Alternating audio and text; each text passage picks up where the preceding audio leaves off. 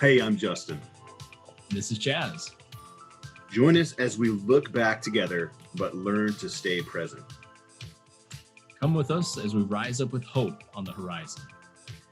This is the podcast of extraordinary millennial gentlemen.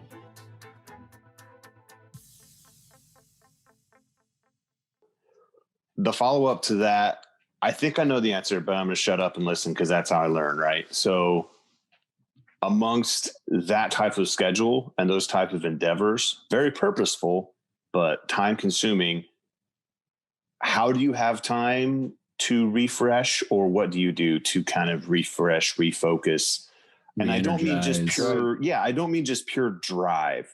I just mean what do you need, that gives you that kind of refill? Man, that's a good question. So I would say I need to make a comment and then I'll answer your question. Sure. Go ahead. First comment is, out of everything I'm doing, the number one thing I'm doing is trying to be a husband and a dad, right? A family man, right? I didn't mention that, but that's like my number one endeavor, right? That's like, if I fail at that, I've failed at everything else. Okay. And the reason I need to mention that is because one of the things that helps me kind of rejuvenate is when I do get to have that time with my family, because what that does is, obviously it's laughs and it's jokes and it's warm feelings and, that kind of thing. But really and truly, it allows me to regain that perspective of why I'm doing it, right? It's not about me.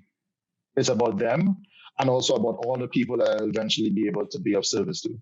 And Gotcha. And that's, like, for example, you guys don't think I'm crazy, but there's this new, it's like driving for Uber Eats, but there's this new thing called Favor in Texas here, where the big supermarkets, they kind of actually bought this company where you can drive around and people can ask you to do a favor for them, whether it's drop off food, go pick it up, whatever, right? And you just go drop it off.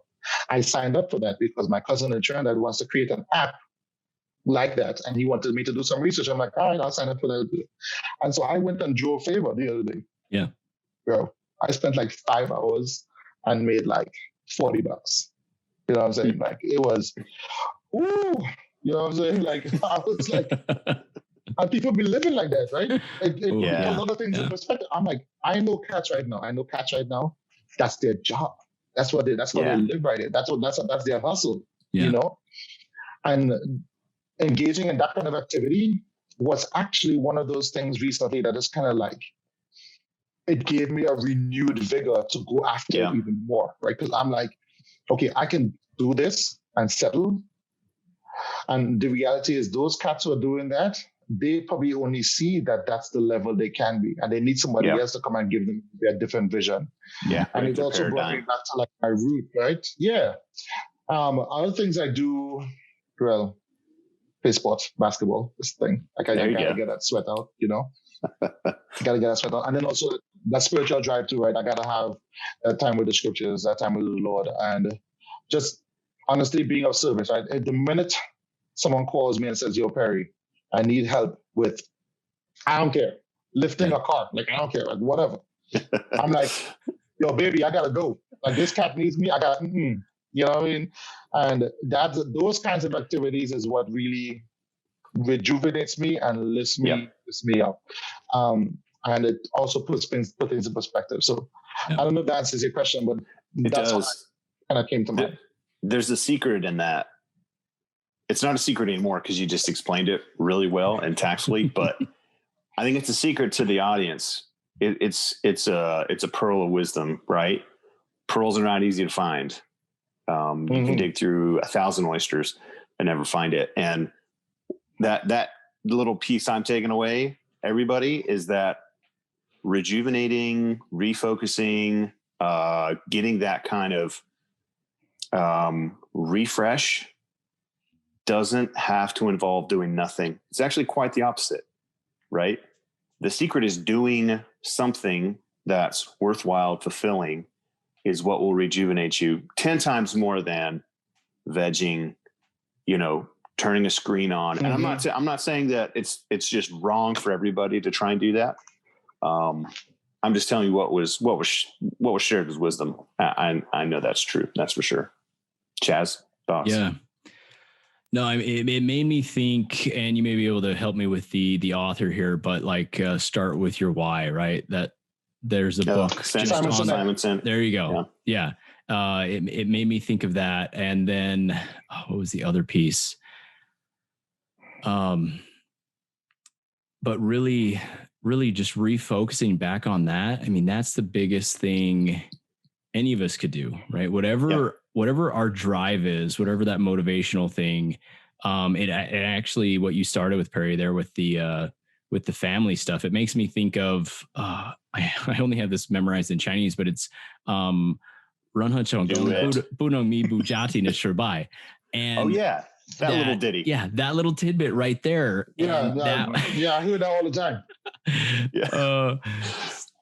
But I think it's no success can compensate for failure in the home. And maybe you can help me with who that quote was too. David O. McKay. Okay, so that as those two things, like if that is your foundation, and I think a lot of people out there, and hopefully a lot of them are our audience, right? We're here learning from other dads, fathers, anybody in our kind of situation here. And if that's typical, that's somewhere in your priorities. And I think, and if it's not, this is maybe that another gem, another pearl to take out of this, is that maybe it should be, maybe that, putting them first, like helping kind of the whole, if you've seen those, if you've ever been on an airplane, you got to help yourself before you can help the person next to you with the oxygen mask. That's right. So, help your family first, make that priority, make sure you're centered there, and then you're going to be able to help other people. And just with some of the other stuff you mentioned, it makes me think of, I don't know if you guys have heard about like the chalice, and this kind of goes back to older biblical times, right? There's an actual depiction of this, and these, without going into all these details, basically they would only, the chalice was put on a plate, and then as they're kind of pouring, there's someone pouring water into it, and they don't serve the others out of the cup, they serve them out of the extra that is overflow that flows over onto this plate. And to me, that's exactly what you've been talking about, Perry. You're like, I want to get my family and my life set up so that I'm this cup. I'm going to receive these blessings for my family. And it's going to be so much that it's going to runneth over, right? And then I'm going to serve as many people as I can with that overflow. Like that's the extra blessing, the cream on the top that I'm going to be able to pass out and help other people and make some real changes. But absolutely, Chaz. I mean, it's like, is it okay for me to get a little spiritual on this call? Go ahead. Is that okay? So two things. First, Simon Sinek, love him. Actually got introduced to him in college while we were getting to know each other, Chaz. Oh, really? Yeah, that's when that's when I saw that TED Talk for the first time, Start With Your Why, and everything. And it transformed the way I communicate. Right. Yep. When I talk to people, usually it's, hey, here's how I roll, here's me, and then here's why I do it, and then if they want to stick with me, they stick with me. They're like, that guy's crazy, then they bounce, and it's okay. I still love them, right? It's all good. Yep. So yeah, love Simon Sinek. That why is very important to me. But kind of picking up on something you just said there, Chaz. Yeah. The idea of being able to have the capacity to help, right? It's a very true statement that it's hard to lift somebody higher than where you're standing, right? Than the level you're at, right? You can hold them up, but they're still on your level, right? Yeah. They haven't jumped a floor or something, right? So that's one principle I've learned over the years. And then the other one is, so in the Book of Mormon, in Jacob chapter 2, there is a section there where he talks about those who seek riches. Right. And he says you can do that if you want, but really and truly, you should seek the Lord first, and then he will give you riches, because I'm paraphrasing here, because he knew that you're going to bless his children. right? And that's been actually the guiding star for me for a very, very long time and will continue to be, right? That if I focus on blessing others and focus on seeking him, he knows my heart. He knows that whatever he gives me, if he gives me bread, I'm going to break off half and share it with somebody else who's hungry, right? And honestly, Chaz, that bread example is one that's very, very special to me because when I was 7 years old, I was going up to my grandmother's house, right? I was after school, I was walking home. And I was starving, bro. I'm not talking about like my belly was like cramping. I'm hungry, right? And there's this guy walking in front of me, and I knew him because he was my neighbor in Trinidad. He was my neighbor's brother. My neighbor was a guy named Mr. Bobby. Mr. Bobby saved us many times from snakes and other things. And this guy was Mr. Bobby's brother. And he didn't really know me. He knew my mom, right? And he was walking in front of me, and he had a loaf of bread. I didn't even realize he knew I was behind him. All of a sudden, this guy just turned around, broke off a piece of his bread, and gave it to me. And then he turned back around and kept walking. Wow. Now, I'm 7 years old. I'm starving. And I'm saying to myself, I don't even know where I'm going to get food right now. And this guy just does that. He didn't ask for nothing. He didn't talk to me really. My only recollection is that he turned around, broke off a piece of bread, and gave it to me. And that coupled with that scripture I just mentioned to you, those experiences is what is guiding and my drive right now. It's my why, right? I want to be that guy who has the capacity to turn around, break off a piece of bread and give it to somebody else. And if you don't have bread, you can't do that. Right? You gotta go get some bread. Or if you don't have the right motive, you're never going to feel like you can do that, or this isn't the right time to do it. So there's a lot that I'm digesting about what you're saying, Perry, that throws a lot of, I think our generation is like, well, we've got to be super focused and we have to get so much done. And I think you're breaking that mold a little bit on how people think they have to do that, right? It's like, well, I just need to make a list. And it's like, you can do that. You will get things done, but how are you going to feel about it? How long are you going to continue that?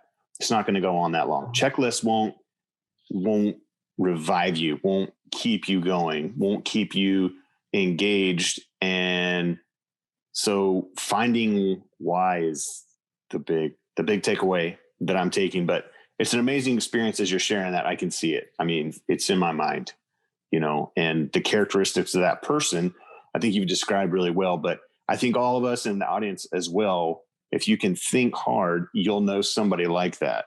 Right. And that should be an aspiration, because there's so much in our life right now that's drawing attention over here, and I think a lot of people say, well, if I got more organized, then I could get more done.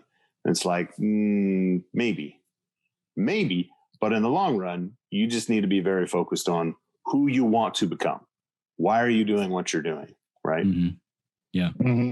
Yeah. And, completely agree, Justin, on that. It makes me think of, I keep mentioning this book, and it almost has to be like one of our future book reviews.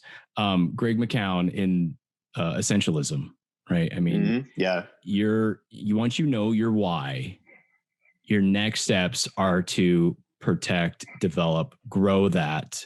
And you can't do that if you are not eliminating the non-essential. That's right. That I think, Perry's, showing us that laser focus here. Like other things, they're outside of his, purview. He's not distracted by all these other things. He's got his why. He's refocused on it multiple times. Anyway,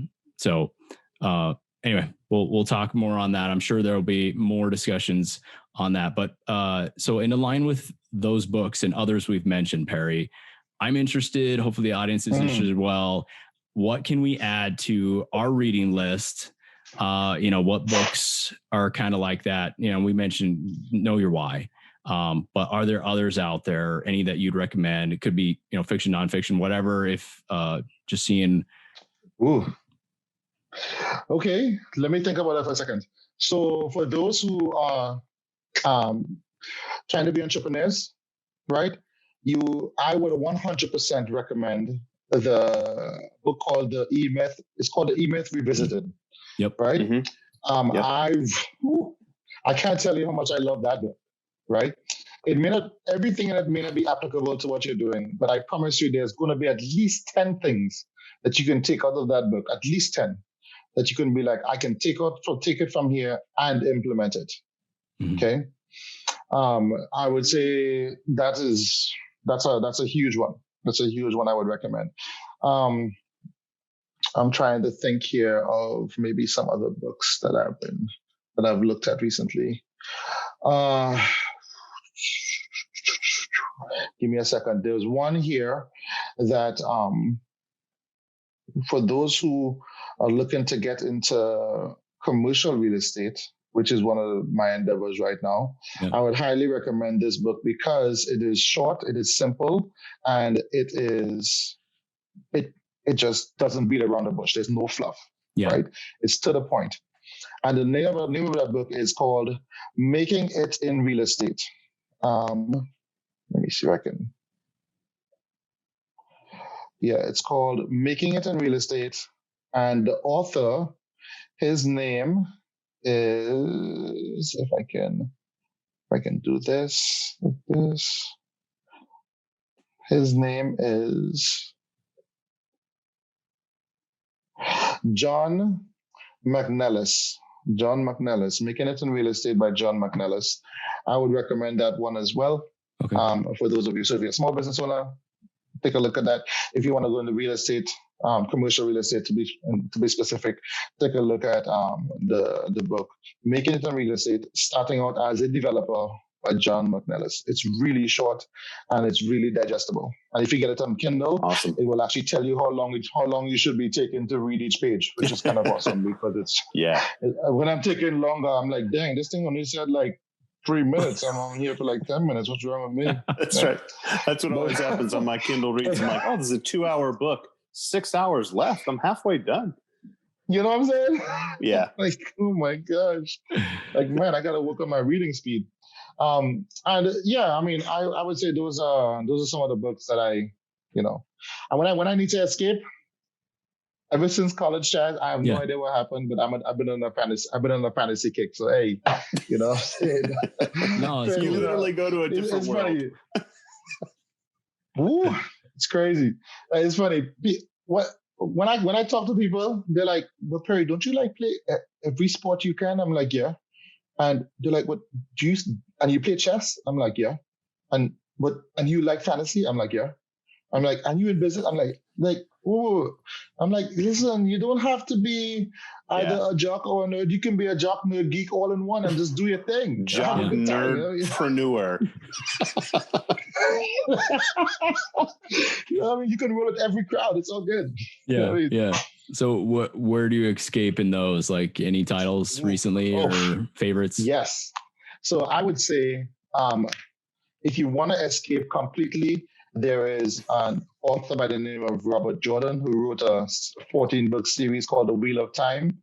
Wow. Awesome. Okay. No, he died before he finished it.